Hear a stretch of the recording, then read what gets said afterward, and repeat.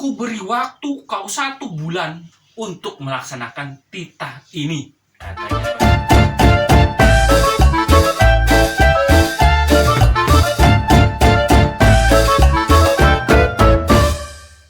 Assalamualaikum warahmatullahi wabarakatuh. Halo teman-teman semua, berjumpa lagi bersama kami AM Kausar. Nah, pada kesempatan kali ini kami mau menceritakan kisah Abu Nawas tentang pekerjaan yang mustahil. Nah, jadi Abu Nawas ini diberikan suatu pekerjaan oleh Baginda Raja pada saat itu, Sultan Harun al-Rasyid, untuk melakukan suatu pekerjaan yang mustahil. Nah, seperti apa kelanjutan kisah ceritanya? Silahkan dengarkan penuturan yang berikut ini.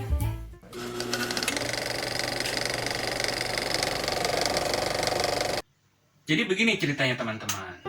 Nah, pada suatu hari, Baginda Raja Sultan Harun al-Rasyid tersebut baru saja selesai membaca kitab tentang kisah Nabi Sulaiman.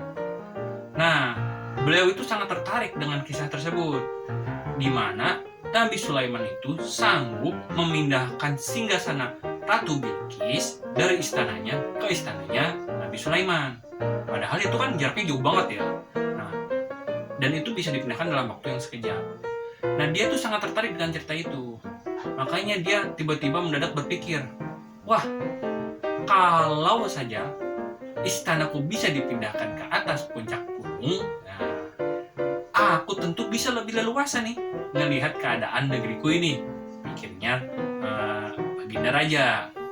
Nah, kemudian dia berpikir juga, nah, di negeri kita kan ada nih orang yang cerdik lagi pandai, si Abu Nawas.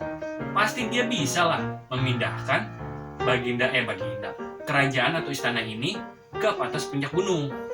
Nah, makanya itu Baginda berpikir untuk memberi titah kepada Abu Nawas untuk melaksanakan pekerjaan tersebut.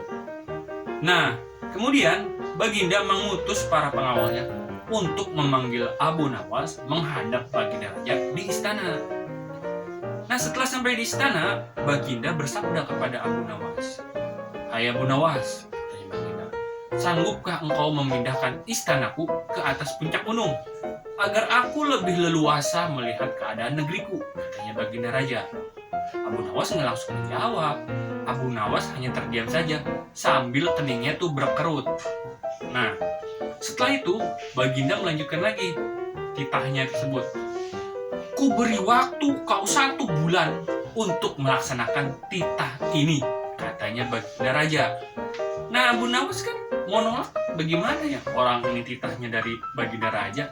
Kan udah jadi pengetahuan umum kalau titah Baginda Raja itu harus dilakukan. Kalau nggak dilakukan, udah pastilah dapat hukuman. Nah, setelah itu Abu Nawas menerima titah dari Baginda Raja tersebut dengan gundah gulana. Pulanglah dia ke rumahnya. Di perjalanan dia gelisah memikirkan gimana caranya ini bisa mindahin istana ke atas puncak gunung. Nah, setiap malam Abu Nawas itu selalu merenung, ditemani oleh bintang-bintang dan rembulan. Waduh, puitis banget ya, ditemani oleh bintang-bintang dan rembulan. Sayangnya, kondisinya itu sedang memikirkan gimana caranya mindahin istana raja ini ke ke puncak gunung. Kan dengan teknologi yang ada pada saat itu nggak mungkin ya. Atau dengan doa doang juga nggak mungkin. Mungkin kalau zaman sekarang bisa kali ya. Kan udah banyak tuh acara-acara kayak big movers. Nah, biasanya orang boleh tuh mindahin satu rumahnya. Tapi ini yang dipindahin bukan rumah, istana. Susah kan? Abu Nawas pada saat itu belum terpikir bagaimana caranya ini. Dia tiap malam terus saja berpikirkan bagaimana caranya memindahkan istana raja ini ke atas puncak gunung. Selama 9 hari berturut-turut, dia terus merenung ditemani bulan dan bintang di rumahnya. Hingga pada malam ke-9 ini, tiba-tiba dia menjadi tidak menjadi gelisah lagi. Seperti dia tiba-tiba mendapat ilham gitu. Penerangan gitu. Dia tiba-tiba mendapat ide.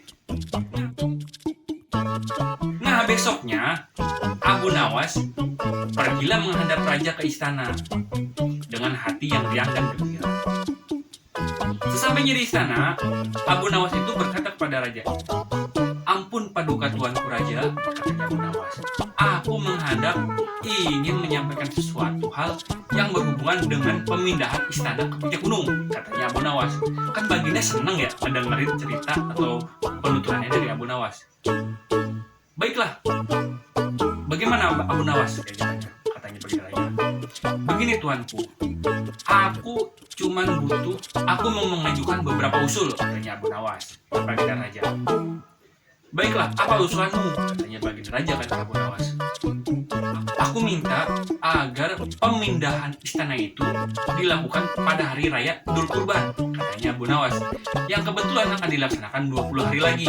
Nah ini jadi Baginda raja itu minta tolong ke Abu Nawas menjadi istana itu beneran pas bulan Zulhijjah. Nah, tinggal sebulan lagi mau Zulhijjah. Jadi sekalian aja pas hari raya Kurban. Abu Nawas kan kayak gitu. Usul pertamanya Abu Nawas. Baiklah, aku sanggup hal tersebut, katanya raja. Satu lagi usulku Baginda raja. Apa itu? Katanya Baginda raja. Aku ingin agar Baginda raja pada hari tersebut, pada hari raya Kurban tersebut, menyembelih 10 ekor sapi yang gemuk. Nah, kemudian Baginda raja bagikan tuh semua sapi itu, hasil sembelihannya itu ya, kurbannya itu, kepada seluruh fakir miskin yang ada di kota, yang ada di negeri ini. Baiklah, kalau itu keinginanmu, katanya Baginda raja, atau kalau itu usulan darimu, katanya Baginda raja. Nah, pulanglah Abu Nawas ke rumahnya dengan hati yang riang gembira. Kan tenang nih, usulnya udah diterima sama Baginda raja. Nah, setelah itu desas-desus tentang titah dari Baginda raja kepada Abu Nawas tersebut tersebar luas lah kepada masyarakat gitu. Masyarakat harap-harap cemas nih. Ada yang berpikir, bisa nggak nih Abu Nawas mindahin istana ke atas puncak gunung gitu. Ada yang percaya, kayaknya bisa.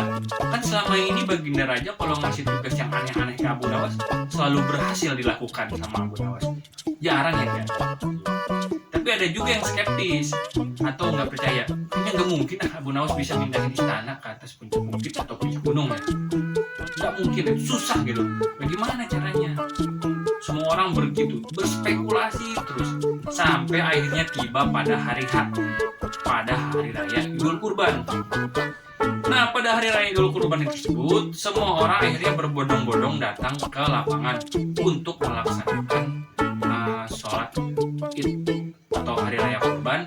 Dan setelah melakukan sholat Id, mereka menyembelih 10 ekor sapi yang gemuk hasil sumbangan dari Yang Mulia Baginda Raja.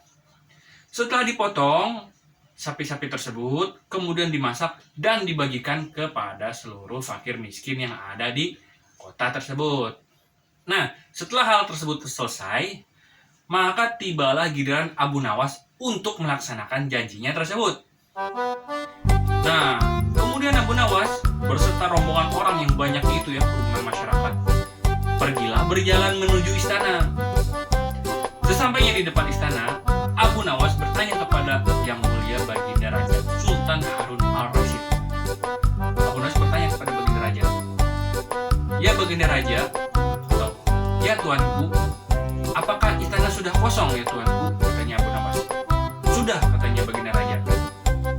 Setelah itu Abu Nawas maju mendekati istana sambil posisi orangnya sepertinya sedang melihat-lihat istana.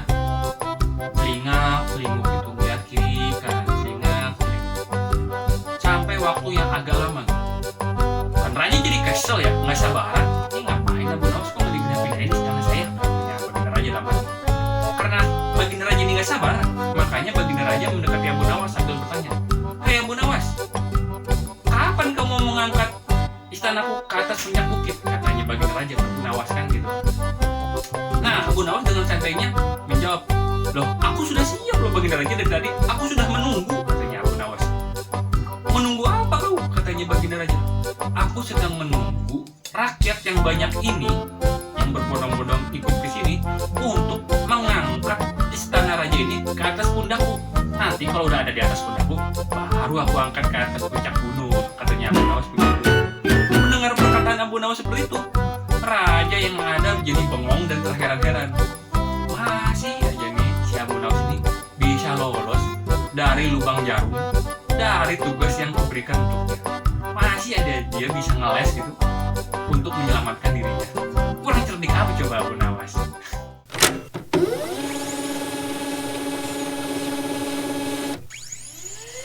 Nah, bagaimana teman-teman ceritanya?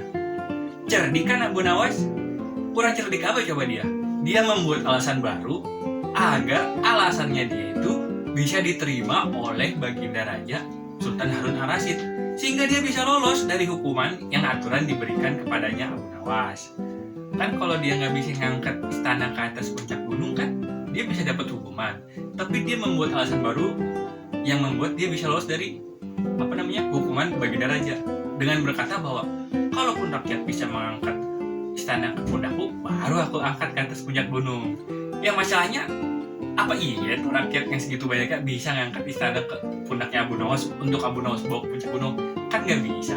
Makanya kan Baginda juga berpikir, aduh ini orang bisa aja lolos dari lubang jarum, padahal udah aku kasih tugas yang aneh. Ada aja alasannya dia supaya dia bisa lolos dari perangkap yang kubuat. Begitu mungkin pikir Baginda.